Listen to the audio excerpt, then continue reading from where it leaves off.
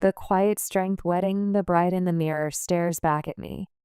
White satin dress, the pearl necklace mother chose, the veil inherited from grandmother, everything perfectly arranged. But in that bride's eyes dwells a quiet longing I've carried for 28 years. A voiceless prayer. Today, finally. The hope that this day would be different, that they would choose me. My fingertips trace the edge of the veil as I remember my 10-year-old self. Little me clutching a straight A report card, trying to catch my parents' attention in the living room. But their eyes only turned to Amanda holding up her soccer trophy. Second place is wonderful too, Claire. Put it on the refrigerator.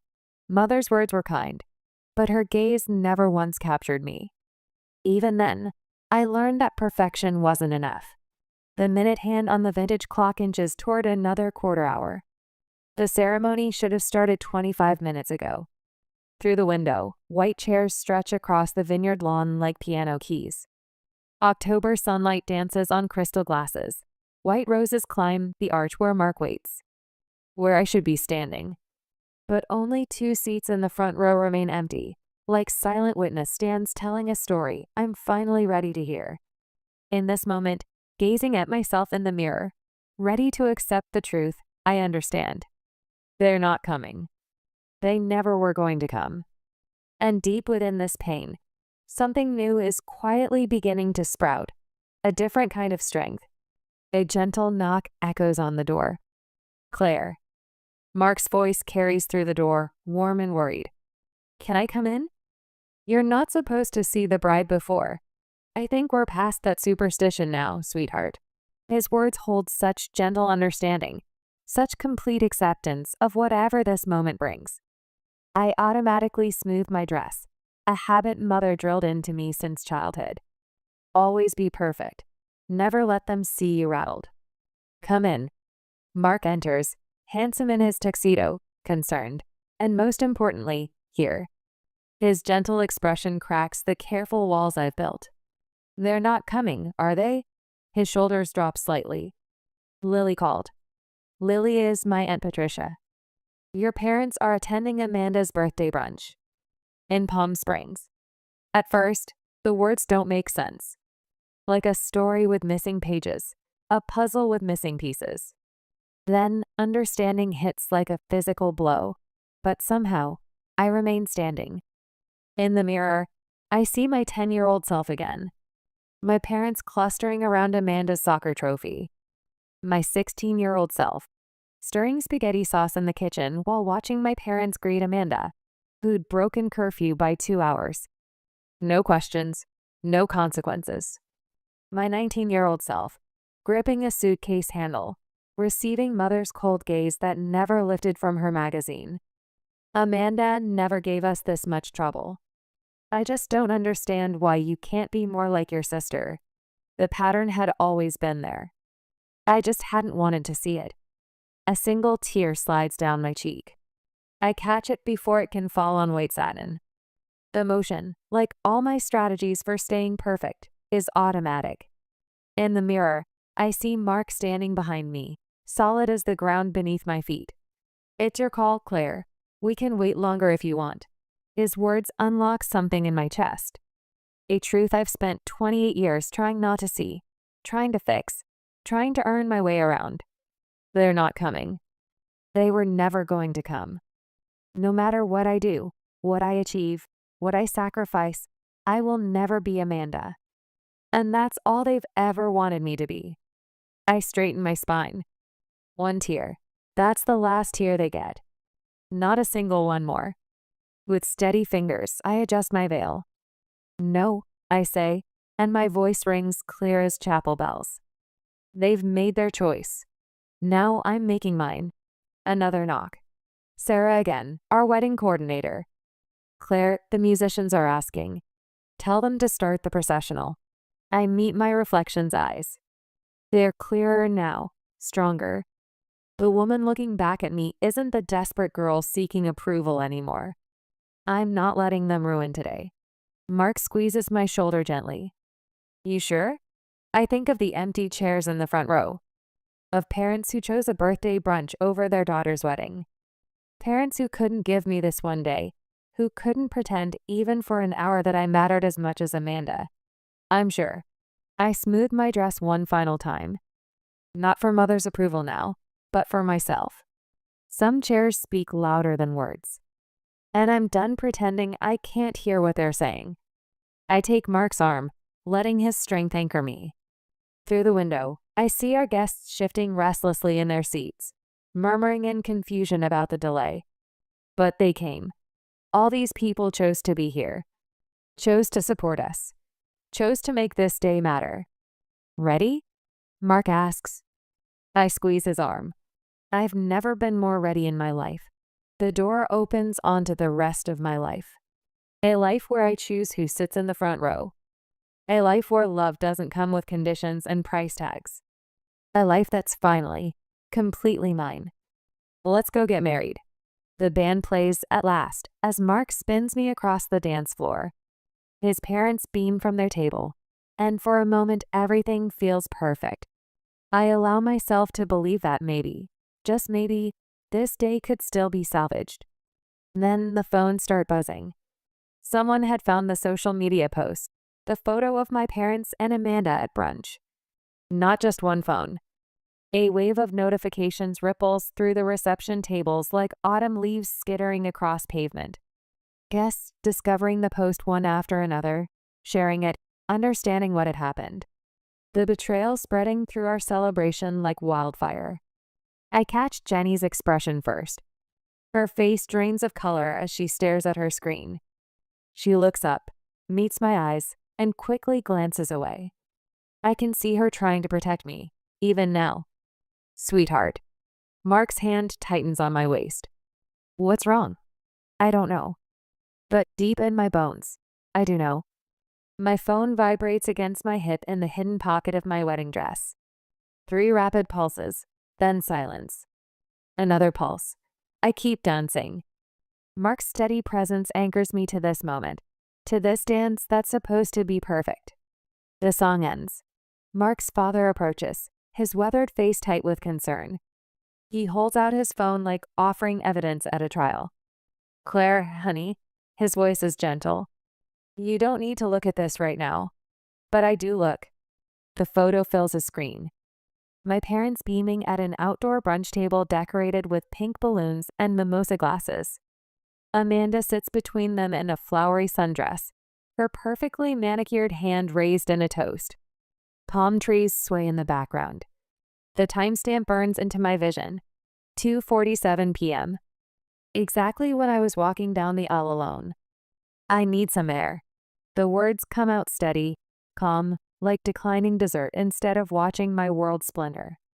Mark's father squeezes my shoulder. You've got family right here, kiddo. We've known you for 5 years. They've had 28 and still don't see what's right in front of them. His words unlock a memory I've tried to bury for years. 22-year-old me, rushing through hospital corridors with my heart in my throat. The call had come after 3 years of silence.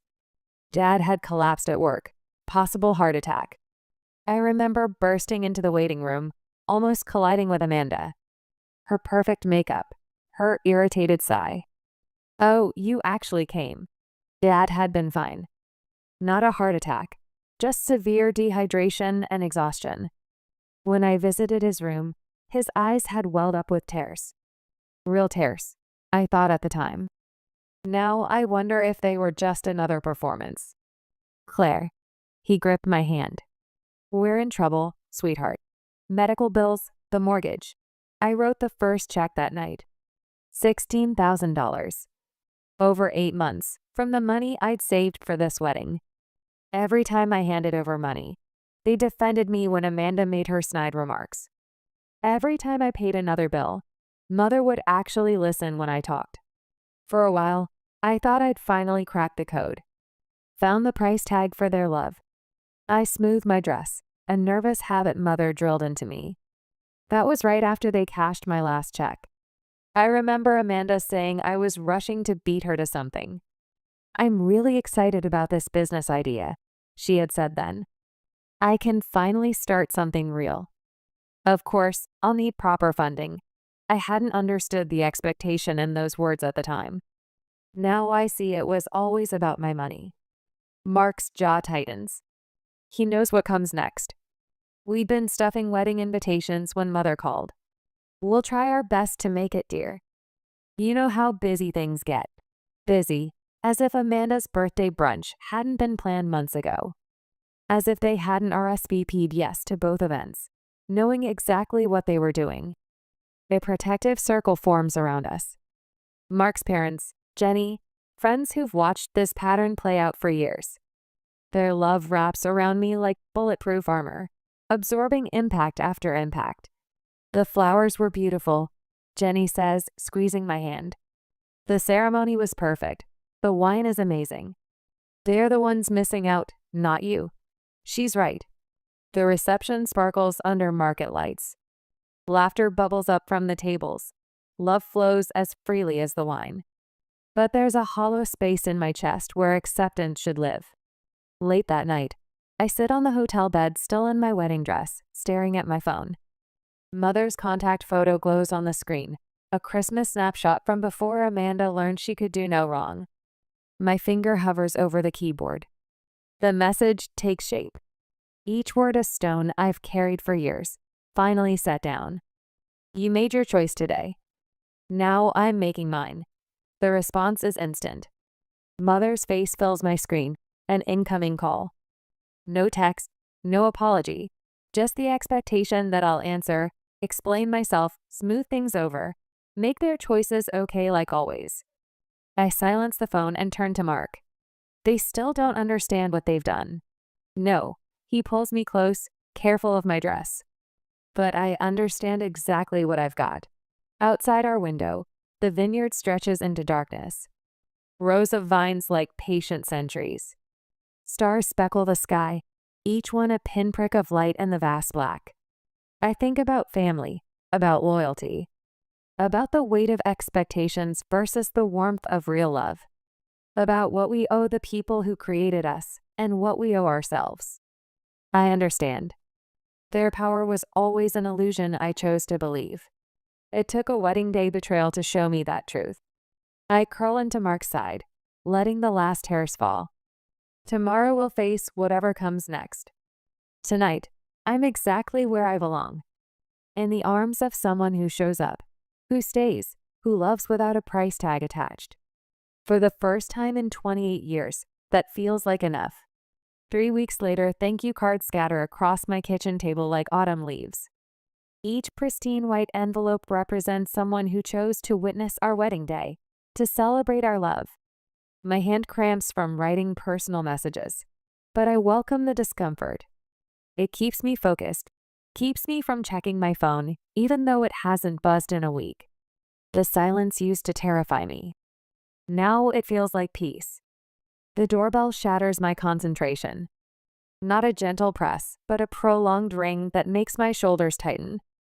I already know who it is before I open the door. Mother stands in the hallway, her pearl necklace gleaming against her coral blouse, the same blouse she wore to Amanda's birthday brunch. A small thing, but it tells me she didn't come here out of concern. How could you tear this family apart over something so petty? The words burst from her before I can even step back to let her in. A bitter laugh swells in my chest. Petty. 28 years of invisible existence, $16,000 of kindness repaid with betrayal, walking alone on the biggest day of my life, all petty. Come in if you want to have an actual conversation. I hold the door open wider. My bare feet are cold against the hardwood floor. My voice is steady, but something burns in the back of my throat. She sweeps past me, designer purse clutched to her chest like armor. Her perfume, the same scent she's worn since I was little, fills the entryway. The familiar rose and jasmine notes that once meant comfort now make my throat tight. Amanda is heartbroken. Mother paces my living room, her heels clicking against the floor. She can't sleep, can't eat. Your behavior has affected everyone. And over what? A party? Those words hit like a slap. A party. But this time, I can see the usual manipulation pattern. My mouth starts to open. a conditioned reflex to express concern. But I stopped myself. Amanda can't sleep because she's being held accountable for the first time. She can't eat because she's lost her unlimited funding source. I'm no longer her emotional caretaker. It wasn't just a party. My voice comes out quiet but cuts through her theatrics like a blade through silk. It was my wedding. Here we go again with the dramatics. I moved back here when Dad got sick. The words fall like stones between us. I postponed my promotion. I worked remotely. I drove him to every appointment while Amanda was too busy with her social media consulting. Mother waves her hand. Your sister has a very demanding career. I gave you and Dad $16,000. My voice grows steadier with each truth. $16,000 I'd saved for my wedding. Amanda wouldn't spare a dime. After everything we've done for you, what exactly have you done? I straighten, releasing my death grip on the couch. Besides compare me to Amanda my entire life? Besides showing up to every soccer game she played while missing my honor society induction? Besides choosing her birthday brunch over my wedding? You're being melodramatic as usual. Mother's voice turns sharp. Your father is devastated by your behavior, and Amanda says you've always been jealous of her. A strange calm washes over me like stepping into the eye of a storm. Everything suddenly clear and quiet. I see the pattern laid bare, the guilt trips, the gaslighting, the constant deflection. For the first time, I'm not drowning in it. I'm not asking for special treatment. I walk to my front door, rest my hand on the knob. Just equal treatment. And until you can acknowledge what you did, what you've been doing my whole life, we have nothing more to discuss. Claire Elizabeth Morgan, you will not dismiss me. Yes, I will. I open the door not with a dramatic swing, but with the quiet determination I learned from years of being the responsible one, the reliable one, the invisible one. Goodbye, Mom. She stands there, mouth opening and closing like a fish suddenly finding itself on dry land. Then her face hardens into familiar lines of disapproval. You'll regret this when you have children of your own. You'll understand what you've done to this family. The door closes behind her with a soft click. My hands don't shake. My eyes stay dry. The fog of invisibility has burned away in the sunlight of truth. My phone rings. Amanda's name lights up the screen. Her contact photo showing her perfect smile. Her perfect life that has cost me so much of mine. I answer because old habits die hard. Hello, Claire. Her voice drips honey and arsenic. I've been thinking about everything that's happened, and I think I know how you can make things right. I wait. The silence stretches between us like a tripwire. I'm starting a business. Each word precise, calculated. A real one this time, not like my other projects. I need $30,000 to get it off the ground. Her words trigger a memory, the real business and proper funding she'd mentioned during the wedding preparations. The expectant light in her eyes then.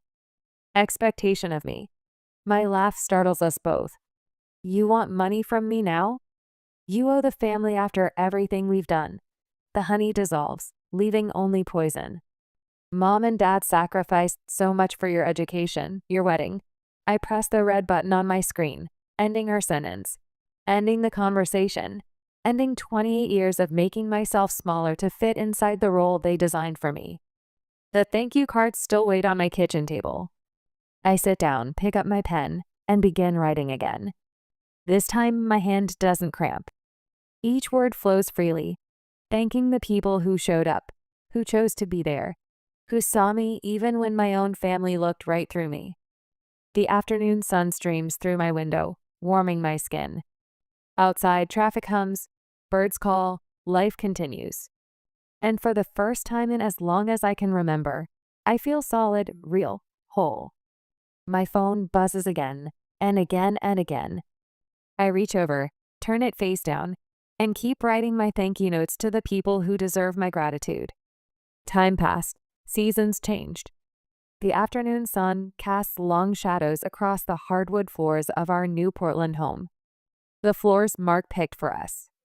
3 months of quiet mornings, Predictable routines. Peace. No drama, no guilt-laden phone calls. No Amanda, until now. My parents' Mercedes pulls into our driveway. Amanda's red Audi right behind it. My stomach clenches as I watch from the kitchen window. Mark left for Seattle 2 hours ago, a business trip we planned for weeks. They must have known, must have waited. The doorbell chimes. I count to 10, straightening my spine the way I learned in college debate club. Whatever comes next, I won't let them see me flinch. Mother's face crumbles when I open the door. Claire, sweetheart. Her voice wavers, practiced tears brightening her eyes. Dad stands behind her, mouth set in that stern but concerned expression he perfected during my teenage years. Amanda sniffles, mascara artfully smudged. Perfect casting for their little intervention. This is unexpected, I say, keeping my tone neutral. The words taste like chalk. A daughter shouldn't need an invitation to see her parents. Dad's voice carries that familiar weight of authority, of obligation. Especially when they've driven hundreds of miles to make things right. Amanda pushes past them into my foyer, uninvited. Her designer heels click against the hardwood mark, and I install together. Nice place, she says, but her nose wrinkles like she's smelling something unpleasant. Though it's a bit remote. That was the point. I leave the door open, a clear message. They pretend not to see. Mother sinks onto my couch, hand pressed to her chest. The doctor says my blood pressure. She pauses for effect. Well, the stress of this family situation isn't helping. I'm sorry to hear that. The words come automatically, years of conditioning trying to take over. I push them back. Dad paces, each step deliberate. Claire, you've always been the sensible one. This distance, these accusations, it's not like you. You're right. My voice stays steady. The old Claire would have accepted your excuses, would have written another check, would have smiled while you missed another milestone. Amanda's eyes narrow. As she passes close to me, she whispers, You still owe us money. Dad's medical bills, my college expenses, the whole family suffering because of you. The words hit like a slap, but instead of flinching, I walk to my home office. I need to show you something. The cream folder sits ready on my desk, organized during sleepless nights when I wondered if this moment would come. Bank statements, text messages, photos, a paper trail of love offered and rejected. Mother's tears vanish when I spread the documents across my coffee table. What is this? Evidence. I point to the bank statements. $16,000 I sent you last year. Here's Amanda refusing to help when I asked her to split the cost. My finger moves to the text screenshots. And this? I tap the photo of them at Amanda's birthday brunch. This was taken the exact moment I walked down the aisle alone. After everything we've done for you. Dad's mask slips, showing the anger beneath. The sacrifices were conditional. I stand straighter. Every gift came with strings. Every kindness had a price tag. I won't fund Amanda's business. I won't be your financial safety net. If you want a relationship with me, it will be based on mutual respect, not obligation. You've always been so selfish, Amanda spits, desperation cracking her perfect facade. Mother stands, smoothing her skirt. Claire, don't do this. Don't throw away your family over what? My wedding day? The questions hit like stones dropping into still water. A lifetime of being second choice? The money you took while treating me like a bank instead of a daughter? Each question rings out, echoing off walls that have never heard a manipulative accusation, never witnessed a guilt-fueled breakdown. They file out, Amanda first, then Mother clinging to Dad's arm. The autumn breeze carries the scent of wood smoke and changing leaves. Behind them, my home waits, clean and quiet and mine. A space where love doesn't come with conditions. The door closes with a soft click. Not a slam, not an explosion. Just the quiet sound of choosing peace over performance, truth over pretense, self-respect over suffocating love. My hands don't shake as I turn the lock. I've paid enough. And spring came. The minute hand on our kitchen clock moves in steady, unhurried clicks. 6 months ago, each tick felt like a countdown to the next crisis, the next guilt-laden phone call, the next impossible demand. Now the sound blends with morning birdsong through open windows, with Mark's contented humming as he pours coffee, with a gentle rustle of spring air through our herb garden. I stretch, feeling the unfamiliar lightness in my shoulders. No tension headache, no knot of dread in my stomach anticipating Mom's daily updates about Amanda's latest crisis. Just the warm aroma of coffee and the way sunlight catches the prism hanging in our window, scattering rainbow fragments across white walls. Big plans today? Mark sets my favorite mug beside my laptop. The ceramic is warm against my palms, solid and grounding. My therapist suggested savoring small moments like this, building new neural pathways to replace the old tracks of anxiety. Meeting with Susan at 10. I take a sip, letting the richness linger. Then I thought I'd start planning our first real Christmas. Just us. Mark's eyes crinkle at the corners. He knows what this means. No elaborate performances of family harmony. No walking on eggshells around Amanda's latest grievance. No carefully orchestrated gift exchanges designed to prove our worth. What are you thinking? He settles into the chair beside me, his knee brushing mine in quiet solidarity. A small tree. The vision unfolds as I speak. Those old glass ornaments we found at the vintage store. Stockings by the fireplace. Maybe invite your parents and my Aunt Patricia. People who actually want to be here. People who see you. Mark adds softly. The words settle in my chest like sunshine. 6 months of therapy have taught me to sit with moments like this instead of deflecting them. I had that dream again last night, I tell him, tracing the rim of my mug. The one about the empty chairs at the wedding. But this time, they didn't feel like wounds. They felt like spaces cleared for something better to grow. Mark's hand finds mine across the table. We sit in comfortable silence, watching light play across our walls. Such a simple thing, this peaceful morning routine. Such a hard-won victory. The doorbell chimes, and for the first time in months, my pulse stays steady. No more surprise ambushes from family members wielding guilt-like weapons. This is Julie from my support group, right on time for our walk. She grins when I open the door, her silver hair caught in the breeze. Ready to save the world one scared 20-something at a time? I grab my jacket, kiss Mark goodbye, and step into the crisp morning air. The community center where we volunteer sits 4 blocks away, its brick walls weathered but welcoming. Inside, familiar faces nod as we pass. Here everyone understands the complex journey of choosing peace over toxic family bonds. No judgment, no pressure to reconcile, just quiet support and shared wisdom. My first appointment today is with Rachel, barely 23, clutching tissues as she describes her mother's latest manipulation attempt. 6 months ago, her story would have cracked my careful defenses. Now I can sit with her pain while maintaining healthy boundaries of my own.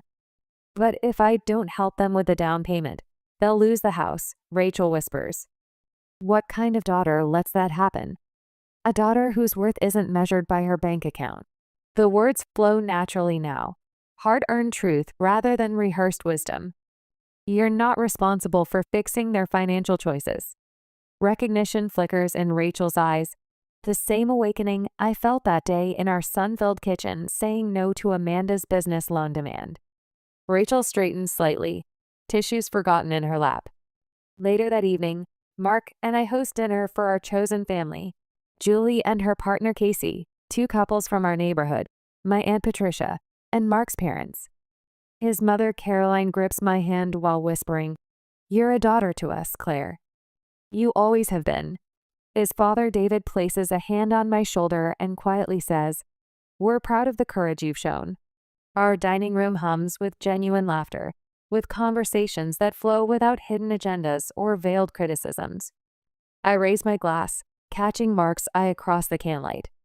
To finding the courage to choose peace, even when it's the harder path. The words echo off walls that have never heard a manipulative accusation, never witnessed a guilt-fueled breakdown.